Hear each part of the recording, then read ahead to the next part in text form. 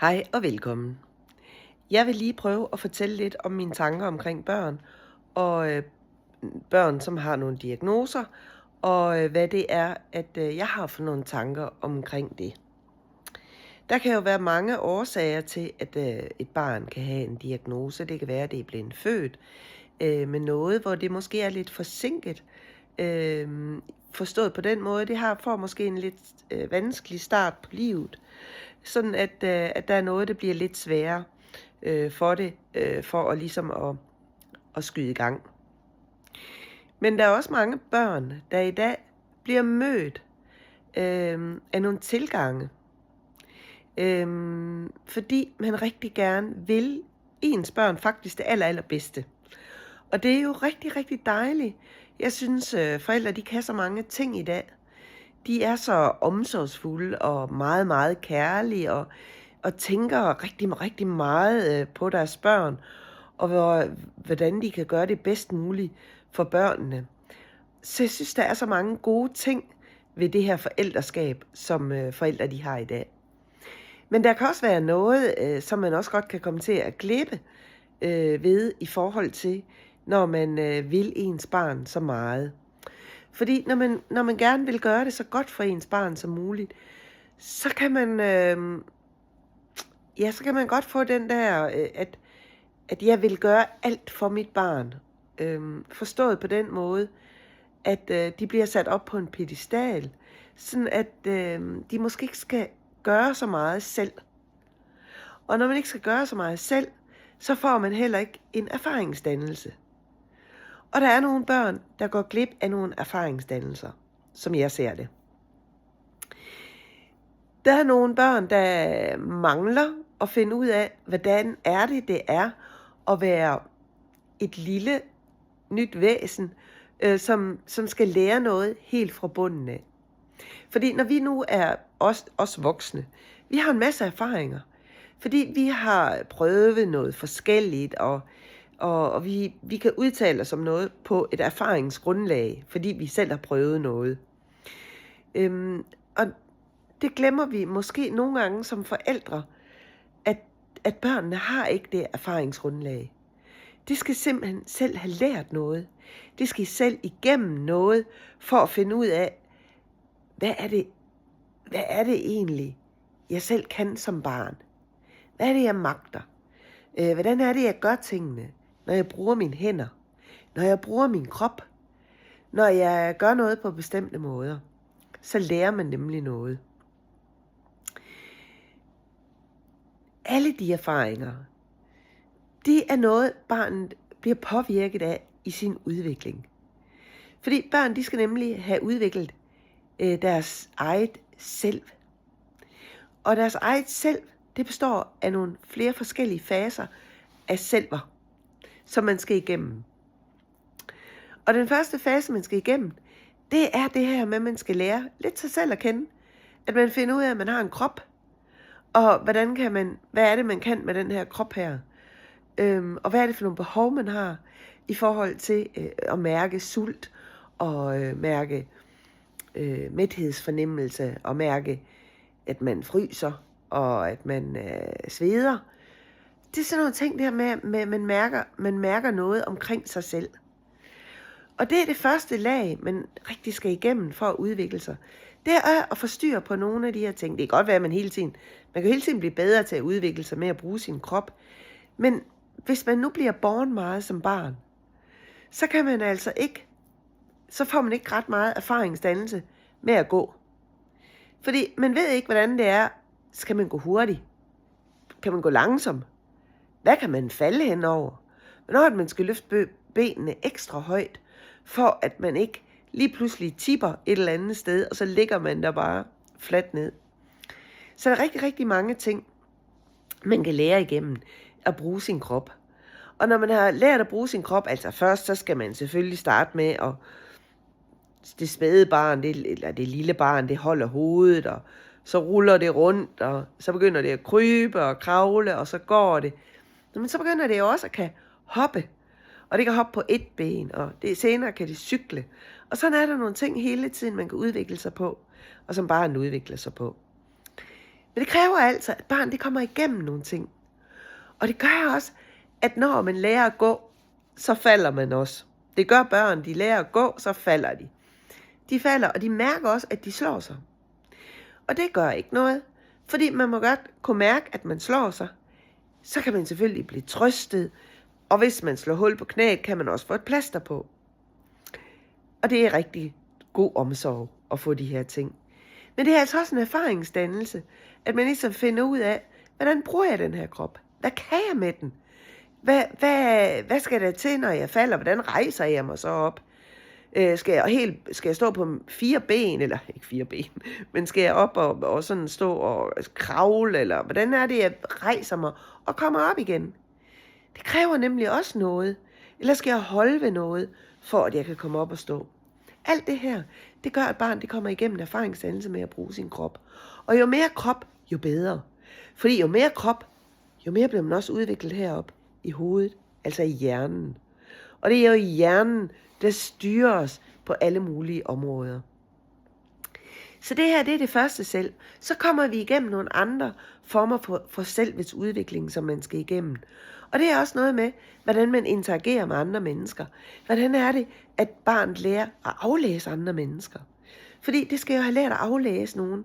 Det kan jo ikke hjælpe med, at man bare står der og kigger på andre mennesker, så kan man ikke se, om de, hvis de er kede af det, at så har de brug for trøst, eller hvad det nu er. Så når børn de skal lege med hinanden, så skal de kunne aflæse. De skal finde ud af, der er nogen herhenne, der gør det på den og den måde. Og det kan jeg finde ud af at være en del af, fordi jeg forstår at aflæse de signaler, der er, når man kigger på de andre børn. Og det gør, at barn lærer at aflæse andre, ved at det får en læring omkring sig selv. Og den læring, det får omkring sig selv, det kan for eksempel være, at hvordan er det at have en smerte? Hvordan er det at få den her smerte? Nogle børn, de har for meget smerte. De skriger simpelthen så højt, så man tror nærmest, de er ved at dø, fordi at det lyder så voldsomt. Andre børn, de kan slå sig så meget, at de ingen smerte har. De viser overhovedet ikke noget, og det er jo lige så slemt. Fordi på dem kan man jo ikke se, hvis nu at de falder og brækker armen, så går de bare som om ingenting er sket. Og de skal jo understøttes og trøstes, og de skal have den hjælp, der er, når man slår sig. Så derfor skal børns smerte, den skal stabiliseres, eller den skal reguleres, sådan at de forstår, at der er balance imellem, at noget går ondt, og noget skal nedtones, når smerte skal nedtones, og noget andet, det skal højes op, så det bliver sådan, at barn kan mærke smerten. Og så er der rigtig mange ting i børns udvikling, der man hele tiden skal omkring. Og det er de fleste forældre, det er ikke noget, man bare ved noget om. Fordi hvor skal man lige få viden? Hvor skal man få den viden? Så det er sådan lidt en specialiseret viden, men det er altså alligevel noget, at alle mennesker skal igennem.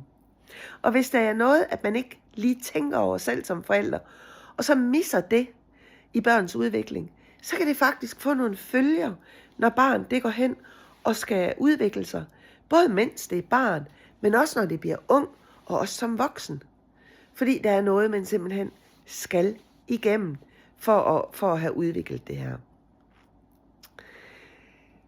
Jeg kan snakke rigtig meget om mange ting og mange detaljer, for der er så mange detaljer ind i det her. Men det er ikke noget, der er svært. Man skal bare vide, hvordan tilgangen er, og hvad det er, man kan gøre. Så er det faktisk rigtig nemt at gøre det. Og jeg har hjulpet rigtig mange børn, kan man sige. Det har jeg jo indirekte, for jeg har hjulpet mange forældre med at vejlede dem til, hvad det er, man kan gøre, og på den måde bliver børnene hjulpet. Og nogle gange er jeg faktisk blevet meget overrasket, fordi jeg ved godt, at det her det hjælper. Men mange gange er jeg blevet overrasket over, hvor hurtigt det egentlig har hjulpet. Fordi forældrene er kommet tilbage og sagt, vi gjorde det, vi kan allerede mærke det, allerede nu. Og det er måske efter bare én gangs vejledning. Så det er rigtig dejligt, når man kan mærke, at der kommer noget respons tilbage, og at de her børn, de bliver hjulpet. Og forældrene bliver selvfølgelig glade, fordi at de kommer jo også med en problemstilling, hvor de siger, at mit barn kan ikke mærke, når det slår sig, eller mit barn kan ikke mærke, når det fryser, eller det kan ikke mærke mæthed, eller hvad det nu kan være. Så på den måde kan man hjælpe med rigtig mange ting, og komme forholdsvis hurtigt i mål. Og da jeg ligesom har vejledet rigtig, rigtig mange forældre, og har været omkring mange problemstillinger, så kom jeg til at tænke på, jamen, det kunne egentlig være rart. Det kunne jeg godt have tænkt mig, da mine børn de var små. Hvis man ligesom havde noget, man kunne komme igennem, og så kunne man ligesom krydse det lidt af, og så se, hvad kan mit barn? Det kan det her, kryds, det kan det her. Men så kan jeg også se, der er noget her, det kan mit barn ikke. Og hvordan kan man så få den vejledning sådan rimelig hurtigt? Sådan at man kan blive hjulpet til, at ens barn bliver sikret i, at det kan komme igennem den her udvikling. Så det har jeg altså lavet et program på, og det er ikke noget, jeg sådan selv har opfundet, fordi jeg har kørt det igennem en psykoterapeut, der hedder Daniel Stern, som simpelthen har forsket i, hvad det er børn, de skal igennem i deres udvikling, for at få udviklet det her selv, for at blive udviklet som helt støbte mennesker, kan man sige, så man klarer sig bedst muligt i livet på nogle områder. Så det er det, at jeg har lavet mit program efter. Og det program, det hedder solsikkemetoden. Og det er ligesom en solsikke, der vender sig efter lyset. Det, som solsikken rigtig godt kan lide, det er jo solen. Og det børn, de godt kan lide, det er jo det, der giver mening for dem, og så det virker. Og derfor retter børn sig mod det, som der giver mening, og som hjælper det her barn. Det her program, det er vitterligt meget, meget billigt, fordi at det kan hjælpe. Det er ikke noget, jeg siger, fordi jeg bare vil være sådan en salgs-minded en, men det er fordi, at det kan vitterligt hjælpe børn langt ud i fremtiden. Så det er noget, der kan hjælpe lige her og nu, når man står i det som forældre og har brug for, at ens barn kan udvikle sig på bestemte områder. Men det er altså også noget, som simpelthen kan hjælpe ens barn. Jeg vil jo våge at påstå, at det kan hjælpe til, at ens barn kan undgå at få en diagnose på sigt. Fordi børn kan også udvikle diagnoser, hvis der er mange ting, der kan være fraværende i en udvikling, og hvis man ikke er klar over, hvordan det er, man griber det her an som forældre. Så her er altså en mulighed til en håndsrækning i forhold til, hvordan man kan komme i mål med noget omkring ens barns udvikling. Og det kan også bare være, at man tænker, jeg sidder med et lille nyfødt barn, jeg gad da godt at se, kommer jeg igennem nogle af de her ting her, og hvad er det egentlig, jeg skal igennem? Så kan man faktisk også bruge det på den måde. Så det kan bruges på mange forskellige måder, også hvis du har et barn, der har en diagnose. Så kan du bruge det til at sige, hov, der er jo noget her, mit barn ikke kan, men det kan jeg hjælpe, så kan jeg jo tage én ting ad gangen. Jeg kan arbejde med det og understøtte mit barn, så det udvikler sig. Og på den måde kan dit barn jo faktisk få det lettere og lettere i sin hverdag.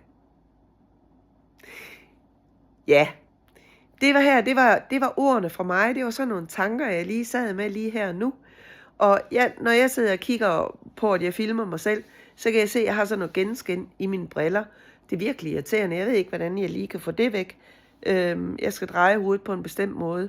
Men hvis I kan se bort fra det, så håber jeg, at den her video, den har givet lidt mening for jer. Tak for nu. Hej.